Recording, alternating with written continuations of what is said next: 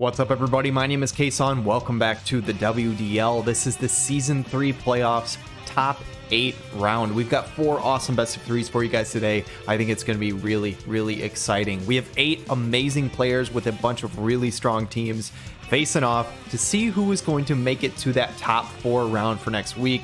I think it's going to be super exciting. First of all, let's take a look at some of the matchups that we've got for this week. Zooming up here, we've got SurfTaco and Raegen against the Machine versus Coppola, Holy Divers. Coppola, one of the biggest names out there in terms of PvP scene for War of the Visions, both manual and auto. Excellent player, and I could say the exact same thing about SurfTaco. He is just a magician on both sides of the game, and he is also our Season 1 Grand Champion. The next matchup after that, we've got Sandrooster of Unicorn Gunfight versus ReadyPlayerWill of the Pandas. Obviously, everybody knows who ReadyPlayerWill is. He's a fantastic player and content creator who does a ton for the War of the Visions community. He is a beast at this game, but the person playing against him is also amazing at this game. That is Sandrooster of Unicorn Gunfight. He has yet to make a top 4, I believe, in any season before this, but he's made playoffs in every single season. He is a very strong opponent. Now, going to the next series, this might be the most interesting matchup of the week. We have Ram 9 and the Rock Boys versus Turambar and the Fire Ferrets. Now, Ram 9 coming in as the Wazette 1 seed, won the Season 2 Grand Championship. And who did he beat in that championship? Turambar of the Fire Ferrets. So we have a Season 2 Grand Championship rematch here in the top 8. So regardless, we know we will not have the same 2 teams in the Grand Finals this season. One of them for sure will not make it. Who will end up winning today? We're going to have to check out. And last but not least, we've got an amazing series down here. JB79 of the Paranoid Androids versus MacRain and the Materia Hunters. JB79, another amazing content creator and person doing a lot for the community. He's an absolute monster of a player. I learned that the hard way last week when he beat me 2-0. Will MacRain have any better luck, considering MacRain is a monster at War of the Visions as well? MacRain might be the person who was probably least likely to make this top 8 in terms of his roster based on the way we voted at the start of the season, but it wouldn't show. He's been crushing people all season with that team, and I'm excited for all of these best of 3s today. There's a bunch of awesome matchups. Before we jump into the battles, though, I just want to say thank you very much to all of the YouTube members here. We've got 20 people here, which is very appreciative to all of you guys who spend some of your hard-earned money to help the cause. Shout out to Mega Rare Debit Card and Harkos as well for being a couple of new members to the channel. I really appreciate it. Without further ado, guys, let's jump into these top 8 matches.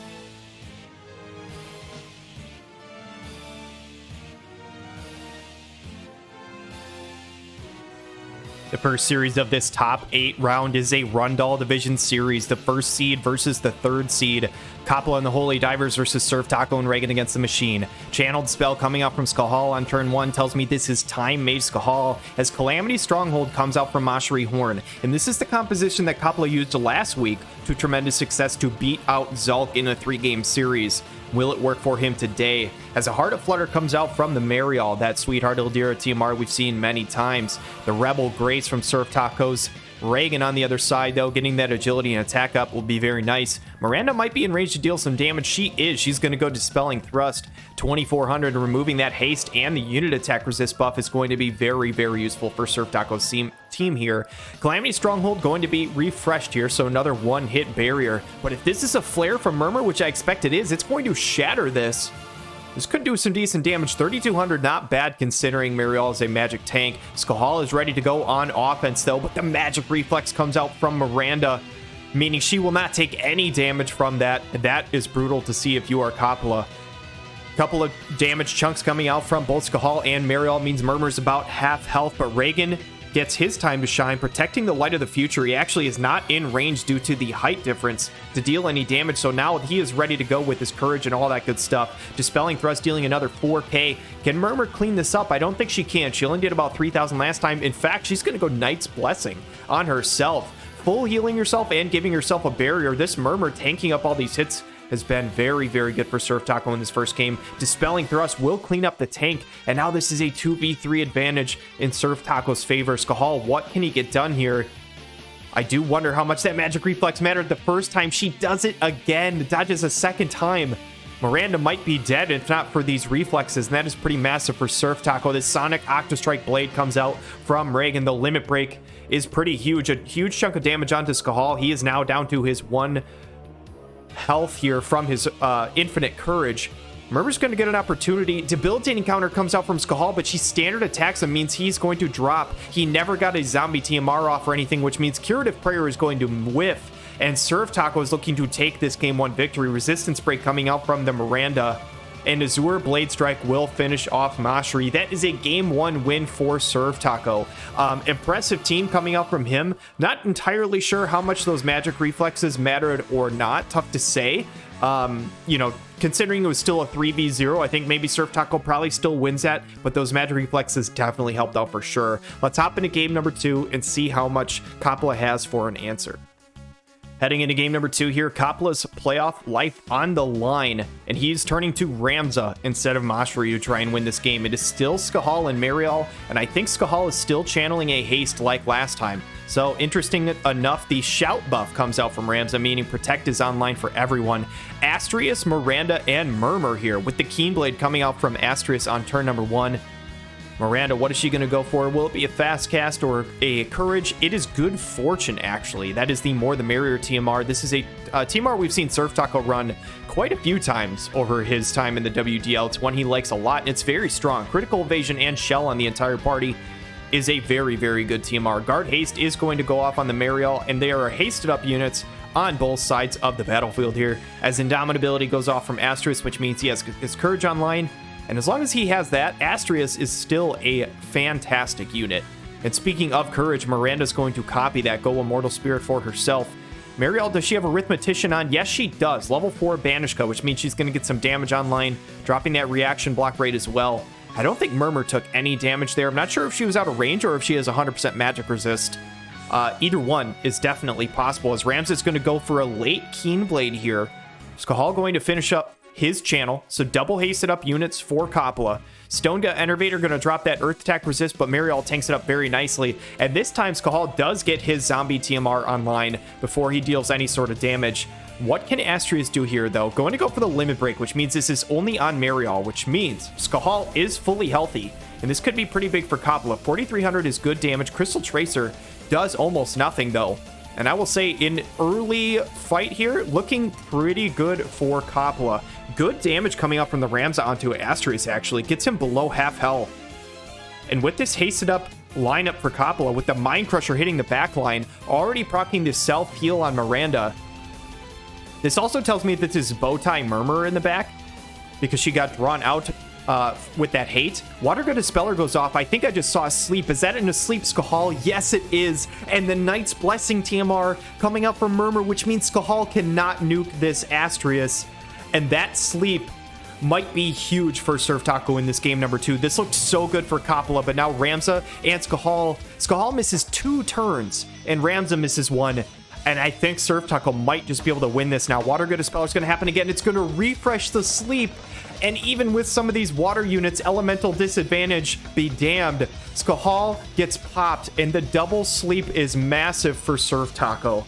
Raegen against the machine picks up the 2-0 series win. Very, very impressive by SurfTaco. Shout out to Coppola for a tremendous series or season. All season he looked very, very strong. He only dropped games to SurfTaco and ReadyPlayerWill the entire season, regular season and playoffs combined. So, I mean, honestly, very impressive run by him, but SurfTaco is a great player with an even better team, I think. He's going to be hard to stop in that top 4. Let's check out the next series to see who will be facing off against him.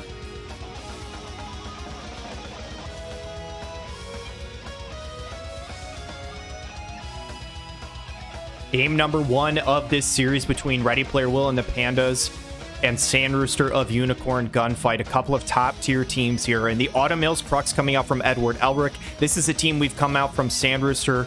We've seen him play this a ton of times, and I honestly don't think it has lost all season. I could be wrong about that. Subterfuge coming out from the Sweetheart Eldira, though, and King Mont channeling a spell tells me that that is probably that full elemental resistance buff, as the Dragon's Bloodline comes out from Gargus to try and nullify any sort of Berserk Bomb coming out from King Mont. Kadi going to go start a channel here And what is she going to go for? Phoebe is starting to channel as well. Mercy's Grace is going to hit everyone, so it is what I thought. All elemental resistance. And I think that actually does stack with the Darken Earth Resistance buff. I know it stacks on gear. I think it does for buffs as well. King Bradley team are coming out from the Edward means he is ready to go, and Phoebe is going to be in the back quickening him up. Can this team on the other side tank him up here as the Maiming Slash does about 1,000? Dropping healing power as well, but I don't think that's going to matter a whole lot. Phoebe is going to go for her quicken. And Cauterizer coming out from Sweetheart Eldira. Interesting TMR use here. We'll see how much that can get done. As Katia is going to start channeling another spell here, Gargus is going to go on the offense. Is this a flare or is it a wind lash? Have to find out here as the Quicken lands onto Edward at the same time as Calamity Guard finishes their channel. So one hit barrier on everybody as Windlash is going to hit all three. It does get dodged by the Sweetheart Eldira. Does Edward have the accuracy to hit her is the question. Wallbreaker going to go off. The answer is yes. Breaks the barrier on everyone. Sweetheart Eldira is quite low, and this is looking very good for Sandrooster in game number 1. Stun Blade hitting for about 2,700 damage on the Gargus. Sweetheart Eldira, what can she go for? It's the Limit Break, and this is the big one for her. Drops CT on the enemy and increases it for herself. It's going to hit not only Gargus, but also Edward. Gargus is down for the count. It is now down to a 2v2, but even with the CT down, Edward goes next. He is hasted up, and he is an insanely speedy unit. He is going to go next with the Adamantine Pillar transformation. It kills the Sweetheart Eldira. This is now a 2v1, and I think Phoebe's channeling a full life here. It is just that, which means Sandrooster is now in a 3v1 advantage, and King Mont's a great unit, but I don't see him overcoming this. He does land the stun onto Gargus, buying himself some time. Full Metal Fist will do some damage. He'll heal even more of it back, actually, as Edward is basically out of AP. If King Mont could auto-attack kill this Gargus, maybe he has a chance, but there ain't no way in hell he's going to be able to do that. Knight's Blessing coming out from the Phoebe is going to full heal everybody, get the barrier online as well. And King Mont with only ADP is going to be forced to standard attack somebody. It's going to be Phoebe, going to do very little damage here. Gargus probably going to go for a flare, I imagine. It is that.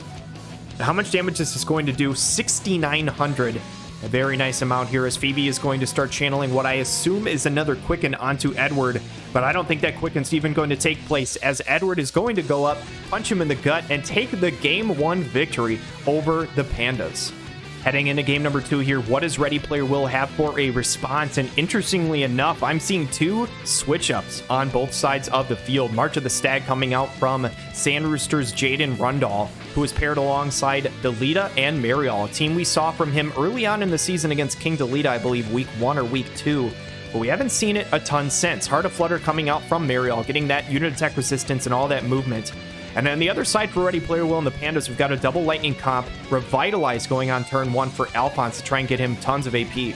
Interesting tech here to go for alongside the Resnick and Katia. And if this is what I think it is, we have seen an offensive Resnick coming out from ReadyPlayerWill before with this team comp.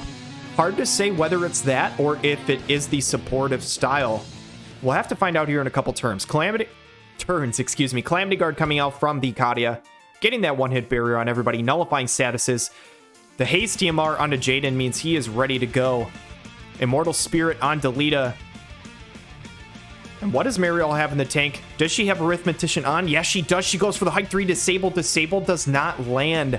Not entirely sure what the innate Disable resistances are for those 2 units, or whether or not ReadyPlayerWill is prepared for it. Let's be honest, he probably is. Dream Inducer coming out from the Resnick, not dealing a ton of damage, does land the sleep. However, Alphonse is going to knock her right out of it with a ton of damage. Golden Magishot's going to pop off for about 3,200. But I will say, if Golden Magishot's only doing 3,200, I start to ask myself the question, how are they going to get through this Alphonse? He might be too tanky for Jaden and Delita to get through. 2,200 damage from Crush Accessory is not a lot. And there are 2 healers in the back to keep him healthy. Calamity Guard going to be refreshed here. And what is Mariol going to go for? It's going to be a Mind Crusher. Spirit down onto Katia. Going to proc the auto cure, meaning she is full health here. Jaden, can he find a Match Blast at this angle? They are fairly close next to each other. Yes, he can. Match Blast will take out the Katia, and Sandrooster is kind of on a precipice here of winning this 2-0. Will he be able to do it? Resnick, I imagine, has heals turned on. Yes, she does, which means Rain of Rallying should do a massive amount here. I don't think there was any sort of healing power debuff. There was not. Almost 11,000 heal, and this Alphonse is very healthy again. So what can he get done? He's got so much AP because of those bells on turn 1. Stone Enclosure doing about 1100 on the first hit.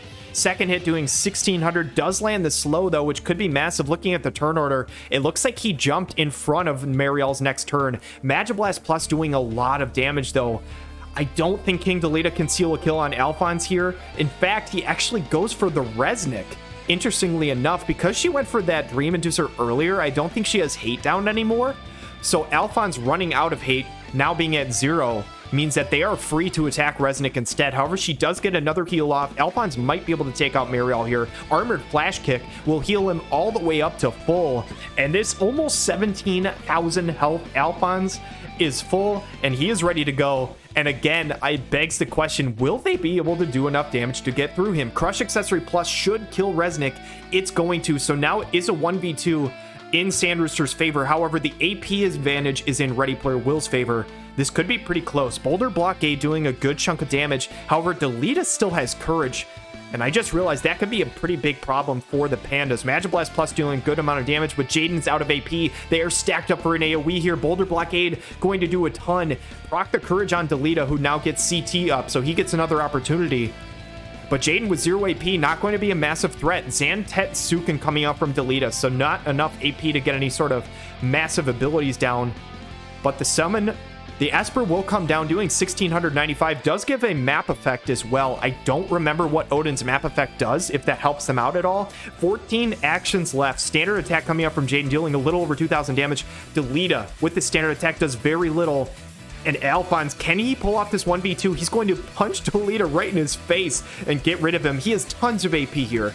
Jaden has very little at 1800, or 18, excuse me, does almost 4k. If he can do that one more time, he will kill Alphonse, but he goes for the Armored Flash Kick, which heals him up almost 5,000, meaning there is no way in hell Jaden could close this out. 1,500 damage is not enough. Will Alphonse take this kill here, or will it end on turns? Armored Flash Kick again, and wouldn't you know it, Alphonse in that 2v1 ends up with almost 11,000 HP at the end of it. That was insane.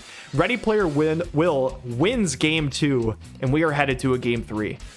Heading into this game 3 between these two players, both players have only lost one series all season, which is tremendous. And Sandrooster has never won or lost in a game 3 ever in any three game series throughout the WDL, all 3 seasons, which is pretty insane. So will this be the first time it ever happens? Or will he keep that streak going? Revitalize coming out from the Alphonse again. This is looking like the same strategy as Game 2 from ReadyPlayerWill. And the double win coming out from Sandrooster. I wonder if Sandrooster switched Game 2, maybe fearing that ReadyPlayerWill could bring out Zoma. So I think a couple of things going on here, maybe trying to call the other player's bluff, as to whether or not they would use that ice element or the wind element units. We'll see here. Calamity Guard going off again. Another Quicken coming out from the Phoebe. I imagine he's going to go King Bradley TMR. Yes, he does, just like Game 1. And so this is definitely looking like the Game 1 comp of Sandrooster versus Game 2 of ReadyPlayerWill. Who takes the cake here, though? Zombie TMR coming out from Resnick. So she has Re-Raise online. There is no Re-Raise removal on Sandrooster's side. As another Quicken going to be channeled from Phoebe. Expertise of the Alchemist is now online for Alphonse here. And we have seen how insanely tanky he is. However, I think there is more damage on the side of Sandrooster's team here compared to game number 2. Another Quicken coming out from the Phoebe. And the Nimble movement ending at the exact same time. So Gargus has tons of mobility here. What can Edward get done? It's the Wall Breaker. Does it kill Katia? It does not. Last time that one shot, this time it did not. Maybe an adjustment coming out from ReadyPlayerWill in game 3 to make her slightly tankier. Not sure if there was another buff or something like that went off there, but I'm pretty sure Edward one-shot Katia last time. Reign of Rallying going to come out immediately from Resnick. Going to top her up, make sure she is fully healthy again. Getting that attack and magic buff up, at least for Alphonse, could be important. Katia going to go for another Quicken here. I'm sorry, Phoebe, not Katia. Katia now is going to take her turn, and she's going to go Height 3 Holy Knight's Purge. It actually gets dodged by Edward. I imagine just a ton of agility and maybe some luck is enough. Apparently, with the crit, he kills Katia this time. I guess the Adamantine Pillar doing more than the Wall Breaker. Probably Katia with a lot of AoE res, if I had to guess. Stone Enclosure going to come out, though. could deal a decent amount of damage, and it does land this slow, and that could be huge for ReadyPlayerWill here. The Quicken does go off on Edward, though. How much damage can he do? Adamantine Pillar, does it kill Resnick? Not even close. I don't know if she has a lot of strike res or unit attack resist, but she tanks up very well. Windlash, though, immediately kills the Alphonse. It does so much damage, and now Sandrooster is on the precipice of winning this series. He says, I don't lose in game 3. Dream Inducer does 4,800, barely does not kill the Edward here, and Phoebe gonna go with another Quicken, says, Edward, can you take her out and finish off this series? Full Metal Fist comes out for 5,000. It is not quite enough to end things. Can Gargus reach from here? He has tremendous range, but the answer is no. Gonna go for the Dragon's Bloodline. Resnick probably just going to heal herself, I imagine. It is the height-based cure. She will be full here. Could she potentially charm Edward or something like that to try and turn this fight? I don't think she will. She's right next to him, which means she would go for a standard attack before charming, unless she doesn't have the accuracy. I know he did dodge earlier. Maybe she would go for that. She's going to go for the level 4 Thundera. Actually takes out the Edward here. Regenerator going to get procced onto the Phoebe, but I think Gargus can close this out. He should be able to do a good amount of damage here. It's going to be the Windlash, 5641. She has Zombie TMR from earlier in the fight. Can she possibly buy enough turns and maybe land a charm or something? I just don't see that happening. I don't think she can deal enough damage. There are 13 actions left. Going to heal herself all the way up to full, as the full life is going to land on Edward, and this is now a 3v1, and that is all going to guarantee it here, as Gargus is channeling a spell. It is going to be a flare. This should do a ton of damage to Resnick. 7,700 is not quite enough to kill, but Edward says, I will take care of that. He's going to punch her in the side, and Sandrooster and Unicorn Gunfight claims their top 4 position. Absolutely tremendous series. If Gargus was not able to clean up Alphonse there, I'm not sure how much health Alphonse had at the moment when he landed the Windlash. If Alphonse lives another turn, I think ReadyPlayerWill might win that match, but Gargus does enough to get that kill and claim that Game 3 victory for Sandrooster. Impressive season the entire time by ReadyPlayerWill and the Pandas. I will say, I don't think he has like an overly ridiculously strong team, but I think him as a player kind of overcame that. Like, I think he might have a top 10 team out of the top 40 teams, but him just being an absolutely insanely good player gave him a chance to win this whole thing just like anybody else. So huge shout out to ReadyPlayerWill. Fantastic player, fantastic content creator, much appreciated, and thank you so much for participating this season. And huge congratulations and props to Sandrooster of Unicorn Gunfight, one of our best players that we have, one of the most creative players that we have. And massive props to him, and congratulations for making it to top 4, where he will now face off against SurfTaco and Raegen against the Machine. We've got 2 more best of 3s for you guys today. Let's go ahead and check those out.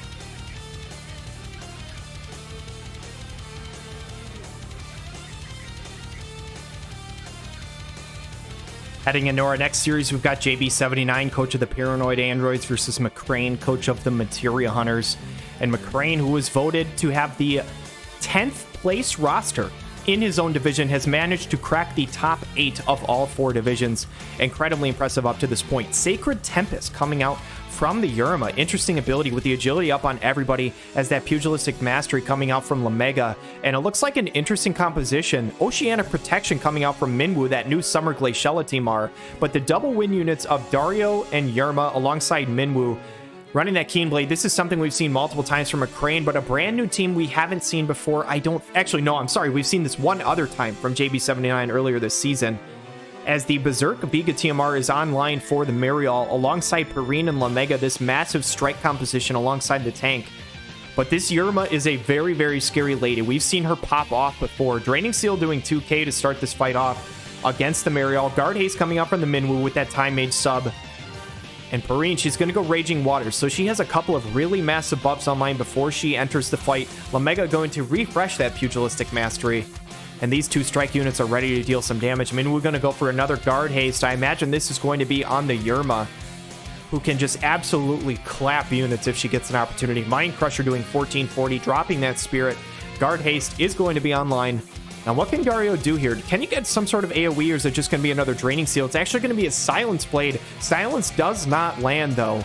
And Yurima actually is going to walk back backwards for a Sacred Tempest. I don't think that's what you want if you are MacRain. That is a bit unlucky. I think you want her to walk forward, but she refreshes the buff. Subjugating Fist doing about 4,800 damage and dropping the unit attack resist.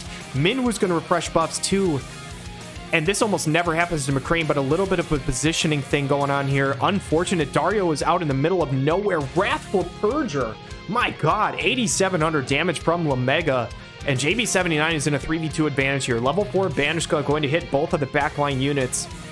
Perrine not going to be in range to deal any damage, but she's just going to haste herself with the King Bradley TMR. What can Minwoo do here? Does she go for a heal? Or is it another haste or quicken or something like that? Yerma going to go with the limit break. Soaring Axe Slash. This gives her courage. I expect to deal a ton of damage. Yeah, 9,300 without the crit. We've seen MacRain's Yerma just go nuts before, and now it's actually an Ultima channel from Minwoo. That is not what I expected at all, and a bit unfortunate. I think MacRain probably wish it was a heal. Subjugating Fist dealing 4,200 damage. Looking at the action turn order, though, this might be okay for MacRain. The courage is going to save Yerma. Minwoo's going to be able to heal, and Conquering Blow, 9,600. Yerma is trying her best to keep MacRain in this fight here. Greater Law of Invigoration going to go. Only 5,800 heal, though, is not a full health heal, which means Perrine and Lamega should be able to take her out here. She's actually going to go backline, though. Vortex Kick will take out the Minwoo. Can Lamega claim a kill here? Wrathful Purger is 6,700. And I gotta say, guys, two units who just popped off in that fight, Yerma and Lamega, both were very, very impressive. Lamega's damage was absolutely nuts. Not something I expected to see, but a huge shout out and congratulations to JB79. Heading into game number 2 here, can MacRain bring it to a game 3, or does JB close it out in 2? Let's find out. MacRain running double win units again, but this time opting for the offensive option of Gargus rather than the Dario. We'll have to see how it works as double ice units coming out from JB79. So he says, hey, I'll see your win units, and I will counter with some ice. Midsummer Refreshment coming out on the Yerma. That is Summer Killface TMR, and that's not going to matter a whole lot as there is no magic on the side of JB here. Oceanic Protection again coming out from the Minwoo. That Summer Glaciella TMR. Fire and Water Attack Resist. Not going to matter a whole lot. Probably expecting either Perrine or Fire Magic from JB, but did JB call this bluff here and predict what MacRain was going to do? Raging Water's coming out from the Perrine. I will say there is still water damage coming out from JB. I forget with the double ice units there sitting there, as the Oceanic Protection actually gets rechanneled. We'll have to see how much damage this can mitigate from Perrine. As Yerma's going to buff, she's going to walk forward. I don't think Snow is in range to deal damage. Yes, he is actually. Ravage is going to go off for about 2,600, increase his own defense piercing. And Surges with the Leaping Assault has so much range, 5,100 onto the Yerma, and also giving himself a regen. Gargus is going to have to start popping off here. Is this a flare or is it a Windlash? It is the Windlash, dropping AoE resist. Decent damage onto both units. And Motherly Punishment, though, coming up from Perrine. I think this lands onto Yerma and might kill her before she gets an opportunity. It's going to do that. And that is brutal to see if you are MacRain. Minwoo is going to go next, start channeling a spell here.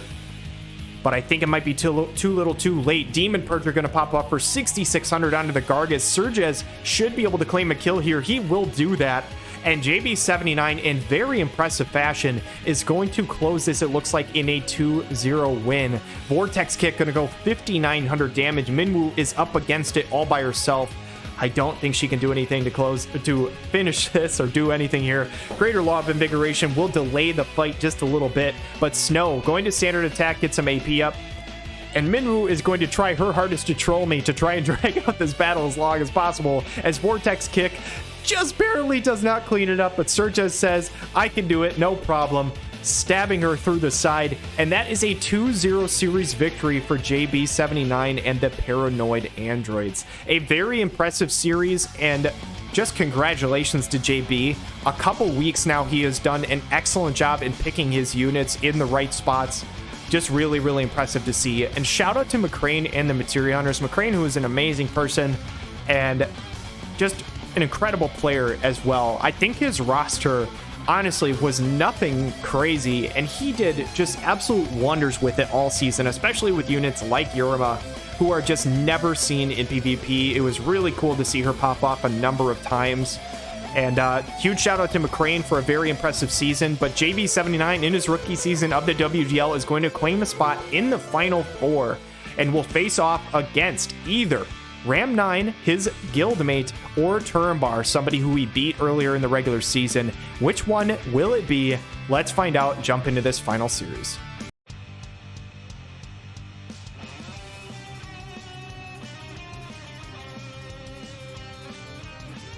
This final series of this week, guys, Ram 9, Season 2 Grand Champion, coach of the Rock Boys, going against Turambar of the Fire Ferrets, a rematch of the Season 2 Grand Championship. Ram 9 was the one who stood in Turambar's way in Season 2 of his finals championship.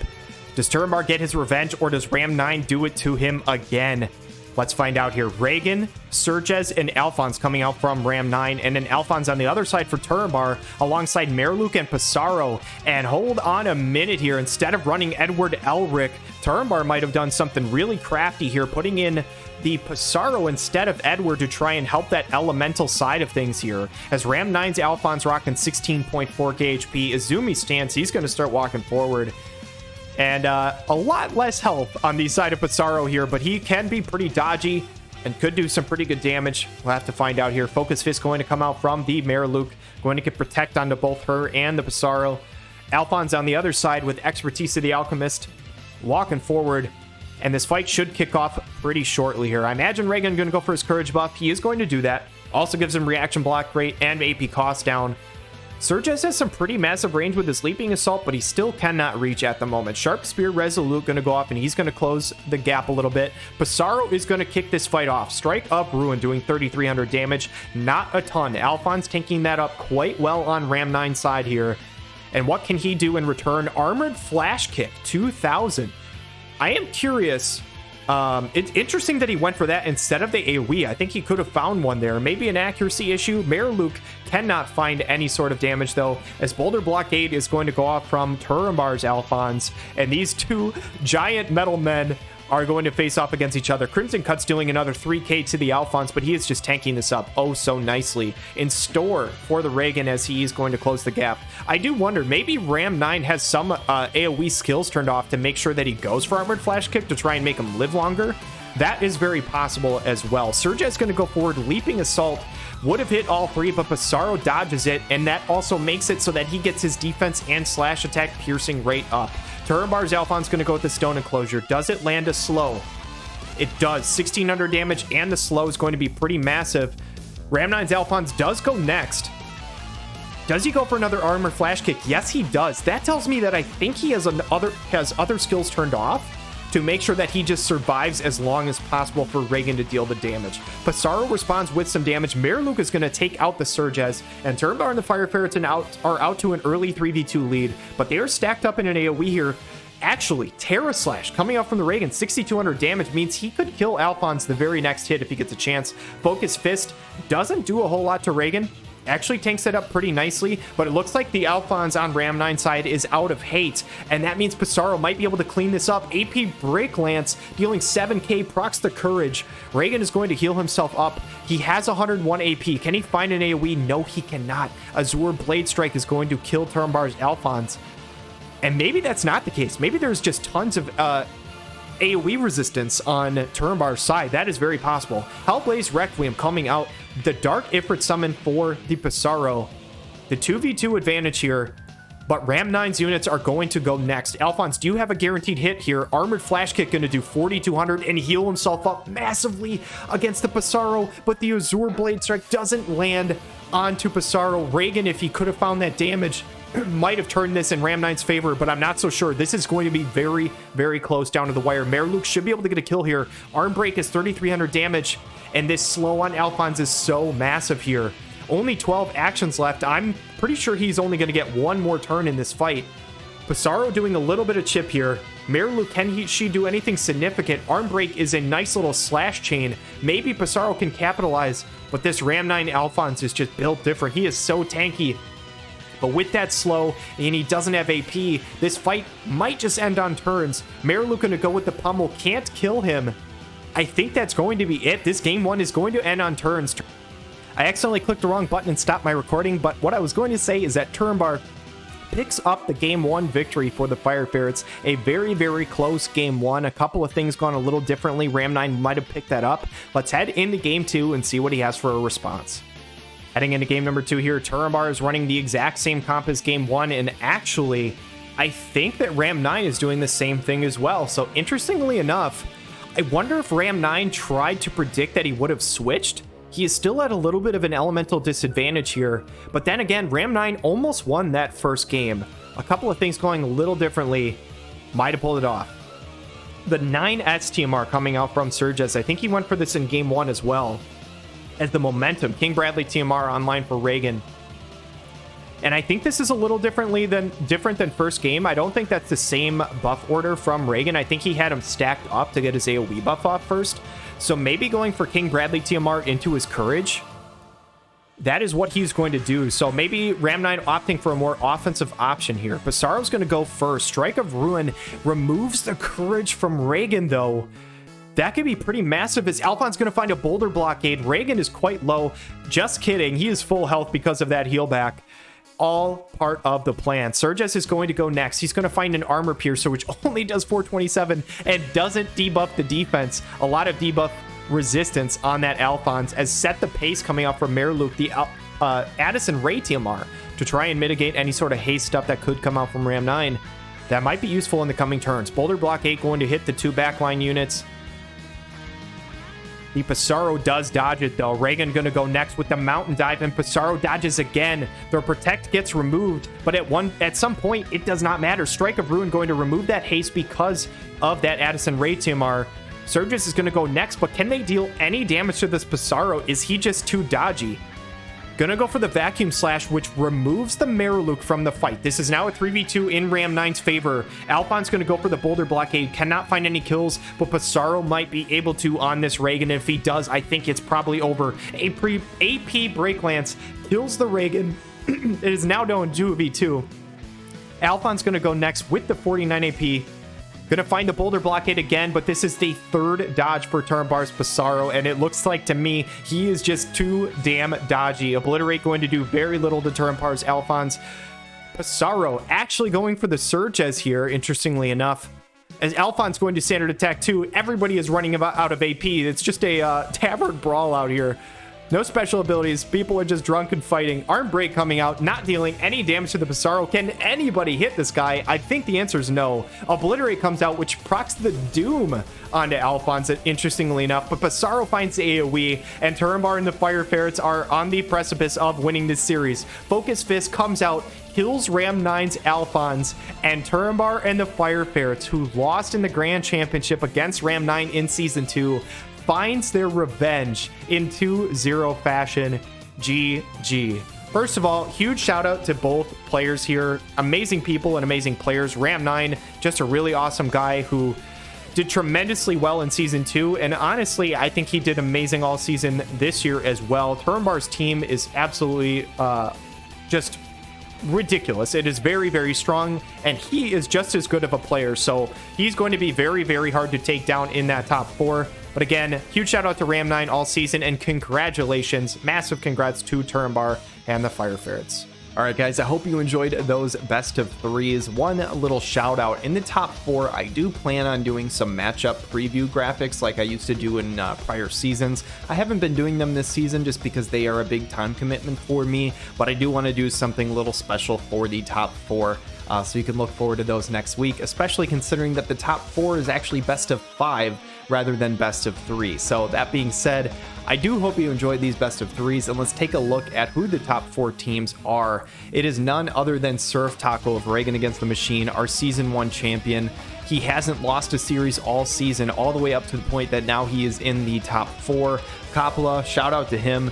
Absolutely amazing player, but unfortunately I think SurfTaco's team is just a little too much to overcome there. Sandrooster of Unicorn Gunfight with a very impressive series victory over ReadyPlayerWill in the 2-1 fashion there. Kind of interesting, I remember ReadyPlayerWill actually did a video a while back on the Lukavi tournament shoutcasting some matches, and I think he did the top 4. One of those 4 players that he shoutcasted actually was Sandrooster, who made the finals in that tournament. So kind of strange that these two ended up getting paired up against each other in the playoffs. Kind of a weird coincidence there, but shout out to ReadyPlayerWill, absolutely awesome person and content creator for sure, and massive props to Sandrooster for overcoming an incredible player of Ready Player Will. So congratulations to both of these two teams. They are going to be facing off against each other next week. So we can guarantee that on this top part of the bracket, there will be a Get Swifty member in the grand finals. Both of these members are now in the Get Swifty guild, and one of them will be making it. One of them will be going home. On the bottom side of the bracket, Turambar and the Fire Ferrets.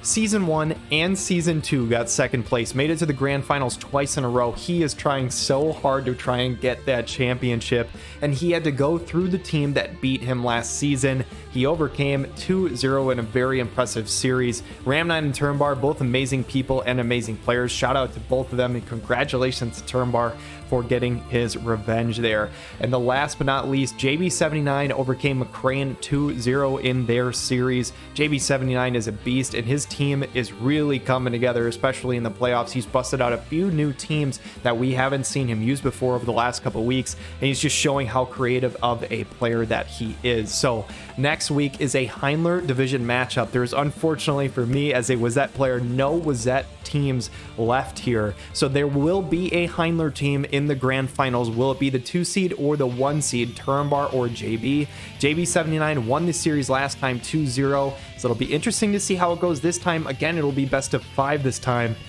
It should be really, really interesting. So SurfTaco or Sandrooster, one of them will be in the grand finals, and Turambar or JB will be in the grand finals. And again, shout out to Season 1. SurfTaco and Turambar were in the grand finals against each other. Will we see a rematch of the Season 1 Grand Championship? Not if Sandrooster or JB79 have anything to say about it. So it'll be really interesting, guys. I hope you enjoyed this video. And we'll see you next week for not only the top 4 of the playoffs, but also the top 4 of the Toilet Bowl. I'm very excited for that. So see you guys next week. Have a wonderful day.